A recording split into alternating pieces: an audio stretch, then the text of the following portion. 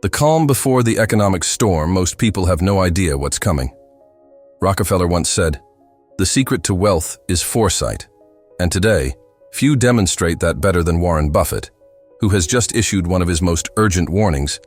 Yet inflation is no longer a theory, it is here, and it's changing everything. For decades, central banks promised stability. Economists said inflation was dead. Governments told us low interest rates and fiscal expansion were under control. They were wrong.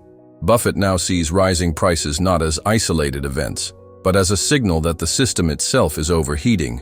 He's watched prices soar across dozens of industries: steel, lumber, food, rent. But what's worse?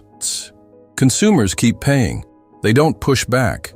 That's how you know we're not just in a cycle, we're in a behavioral shift. In Rockefeller's era, stability meant gold, real value. Today, we print and pray, but prayer is not a strategy. Buffett's warning is clear. When prices rise faster than wages, when savings lose value daily, when people normalize it, that's when decline becomes systemic. And yet, this is just the beginning. Section 1. The calm before the economic storm word count. 220 Most people have no idea what's coming. Rockefeller once said, "The secret to wealth is foresight." And today, few demonstrate that better than Warren Buffett, who has just issued one of his most urgent warnings yet. Inflation is no longer a theory. It is here, and it's changing everything. For decades, central banks promised stability. Economists said inflation was dead. Governments told us low interest rates and fiscal expansion were under control. They were wrong. Buffett now sees rising prices not as isolated events, but as a signal that the system itself is overheating. He's watched prices soar across dozens of industries: steel, lumber, food, rent. But what's worse? Consumers keep paying. They don't push back. That's how you know we're not just in a cycle, we're in a behavioral shift. In Rockefeller's era, stability meant gold, real value. Today, we print and pray, but prayer is not a strategy. Buffett's warning is clear. When prices rise faster than wages, when savings lose value daily, when people normalize it, that's when decline becomes systemic. And yet, this is just the beginning. Section 2. The new age of artificial prosperity word count. 280 Rockefeller built his fortune during a time of hard money and real work. Now, we live in an era of artificial liquidity. After 2020, governments injected trillions into the economy. Stimulus checks, zero-interest loans, corporate bailouts. The result? A flood of money with no anchor. Buffett calls it the strangest economic movie he's ever seen, because it looks good on the surface. Stocks hit records, consumers spend, businesses smile. But this isn't prosperity, it's illusion. You cannot multiply wealth by printing it, but that's what we did. And now the consequences are here. When money flows without production, prices rise, demand spikes, but value doesn't follow. That's how bubbles begin. In Rockefeller's time, a dollar had weight. Now, a dollar is an algorithm. Buffett warns that the most dangerous tax is the one you don't see: inflation.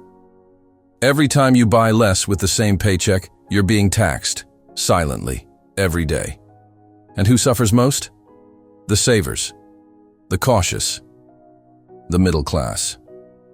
Meanwhile, those holding real assets, land, companies, commodities, they stay ahead. Buffett isn't just warning us, he's teaching us. And Rockefeller would agree. Real wealth is never paper. It's ownership. This system isn't built to protect you, so you must learn to protect yourself. For decades, government bonds were seen as the safest investment on earth. Stable, predictable, secure, but not anymore. Buffett has called them a guaranteed way to lose. Why? Because inflation is eating them alive. Imagine lending the government $1,000 today and getting back the same $1,000 10 years from now. Except it only buys half of what it did. That's not safety. That's a trap. Rockefeller would have laughed. In his day, security meant gold, railroads, oil, tangible value. But today, millions are locking in negative real returns, all because they still believe in the old rules. Buffett's advice is blunt. Bonds no longer protect, they betray, and it gets worse. The US debt keeps rising, 34 trillion and counting. And to finance it, the government issues more bonds, which investors are expected to buy. But why would anyone buy a promise to be paid back in shrinking dollars? Because they don't understand. Buffett's genius is his simplicity. He sees through the noise. He knows that when governments owe more than they can repay, they inflate away the debt. But inflation isn't random. It's a decision, a policy. And if you're holding bonds, you're the one paying for it. Rockefeller didn't trust promises. He trusted control. And that's the only strategy that works today. Buffett's most repeated advice isn't about stocks. It's about you. Invest in yourself. It's not motivational fluff. It's the most reliable wealth strategy in history. Rockefeller lived this truth. He wasn't born rich. He trained himself, reading, calculating, learning every angle. And Buffett says the same. Build a skill no one can take from you. In inflation, in recession, in war, your value remains. Doctors, coders, writers, leaders. If you're excellent at what you do, you will always matter. That's real security, not dollars, not bonds, but competence. Buffett learned public speaking from Dale Carnegie. That $100 course, he says, did more for his career than any degree. Why? Because communication is leverage. Influence is currency. Rockefeller knew that too. His letters, his deals, his diplomacy, they built empires. So ask yourself, what skill can I improve today that will compound for 50 years? Financial intelligence, negotiation, discipline, focus. These are the foundations of real freedom. While others chase trends, you invest in certainty, yourself. Buffett says, if you increase your value by 10%, that's forever. So start there. And never stop, because no inflation can devalue a sharpened mind. The pandemic brought unprecedented fiscal stimulus. Governments handed out checks, offered near-zero interest loans, and subsidized businesses. Money flooded into the economy, but this wasn't real growth. It was artificial prosperity. People had more cash, not because they produced more, but because money was printed and distributed. Spending spiked. Stocks soared. Businesses looked profitable. But Warren Buffett warns, this kind of prosperity is like a sugar rush. It feels good, temporarily. Eventually, the system crashes. As the stimulus ends, prices remain high and real productivity hasn't caught up. Debt skyrockets. Governments now face a trap. If they raise rates to fight inflation, they crush growth. If they don't, inflation eats away everyone's savings. Buffett calls this a movie we've never seen before. A risky experiment, where nations are gambling with their future by injecting fake money into a fragile system.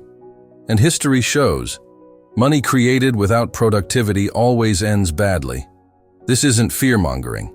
It's math. And Rockefeller would have seen it too. He knew the danger of systems built on illusion. He understood that wealth without productivity is not wealth. It's a ticking time bomb. Inflation is not just an economic concept. It's an invisible tax. It slowly, quietly, steals the value of your money. You feel it at the grocery store, at the gas station, in your savings account. Your dollars don't stretch as far as they used to. Warren Buffett explains it this way. Inflation swindles the equity investor. It swindles the bond investor. It swindles everybody. And yet most people don't even notice it's happening until it's too late. Inflation punishes savers. Those who hold on to cash thinking it's safe are actually losing value every day. Fixed income retirees, they're hit the hardest. Their income stays the same while the cost of living rises around them. This is why Buffett has always preferred productive assets over cash or bonds. Businesses with pricing power, real estate, and commodities like gold, These can adjust with inflation. But government bonds? They're a trap. They offer a safe return in a currency that buys less and less. It's exactly what Rockefeller warned about over a century ago. When governments overextend and devalue their money, it's the middle class that pays the price, not with taxes, but with purchasing power. Inflation is a slow erosion of trust in money itself. And once that trust is gone, the damage can last generations. So, how do you protect yourself? Buffett says the best investment isn't a stock or a bond. It's yourself, your skills, your knowledge, your ability to adapt. Rockefeller would agree. In uncertain times, your greatest asset is who you've become. Start by developing a valuable skill. Learn how to communicate, lead, solve problems. In an economy built on shifting sands, people who solve problems will always have a place. Second, move away from cash-heavy portfolios. Inflation eats savings alive. Look at productive assets, businesses, real estate, and yes, even selective stocks. Companies with pricing power can survive inflation storms. Third, don't fall for the illusion of safety. Bonds may look stable, but they're built on promises governments may not be able to keep, not in real value. If you want safety, look to tangible assets, gold, land, even Bitcoin, as some would argue, because it's scarce and decentralized. Fourth, build relationships. This is the soft skill Buffett never stops emphasizing. Who you surround yourself with will shape your decisions. Rockefeller built empires not just with oil, but with alliances. Finally, stay educated. The world is changing fast. Don't be the last to understand what's coming. Read, learn, and stay alert. Buffett and Rockefeller share a truth that's more urgent than ever. The future belongs to those who prepare, not to those who panic. For generations, government bonds were considered the safest investment. Parents told their children, "Put your money in bonds. It's secure." Pension funds, retirees, conservative investors, they all bought into this belief. But Warren Buffett doesn't. He's called long-term government bonds a terrible investment in the current environment. Why? Because they guarantee a fixed return in a currency that's losing value. It's like saving ice in the desert. You still have it, but it melts away quietly. Let's be blunt. Bonds are a trap. They promise safety, but deliver erosion. You get your dollars back, but those dollars buy you less. Much less. Governments print money to pay debts. The more debt they have, the greater the temptation to inflate their way out. That means every time they pay back a bond, it's with diluted money, not fake, but fundamentally weaker. Buffett warns that the real victims of inflation aren't the speculators. It's the cautious ones, the ones who trusted the system, the ones who didn't realize the rules had changed. And Rockefeller? He would have seen the game long before others did. He knew when to step out of dying systems and invest in things with real, lasting value. So ask yourself, is your wealth in something real, or in a promise backed by a machine printing money 24/7? We often fear making mistakes, but Warren Buffett says the biggest financial mistakes aren't the ones we make. They're the ones we don't. They're the investments we didn't make, the chances we didn't take, the education we didn't pursue.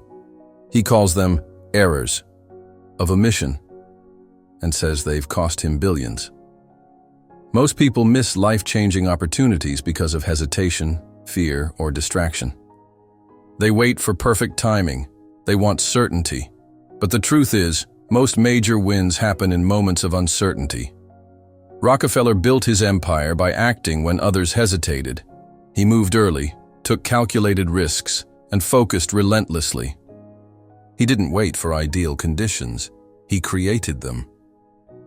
Today, missed opportunities look like this. Not learning a new skill, not starting that side project, not investing in a business when it was undervalued, not buying gold when it was cheap, not preparing when the signs were obvious. In hindsight, they're crystal clear. But the secret isn't regret, it's readiness. The goal is not to be perfect, it's to be prepared, to be alert, to be willing to act when others freeze. Buffett reminds us, doing nothing can be far more expensive than doing something and failing. In the age of inflation and disruption, inaction is the riskiest choice of all. When currencies fail, when stocks crash, when property bubbles burst, one thing holds value: knowledge. Buffett invested early in public speaking with Dale Carnegie. He credits it more than his degree. Why? Because the ability to communicate and connect multiplies every other skill. Rockefeller, too, wasn't just a businessman. He was a master strategist, an educator, a negotiator. His wealth wasn't just in oil, it was in insight. If you want to protect your future, learn every day. Study economics, understand history. Learn to explain complex ideas simply. That's a superpower in a noisy world.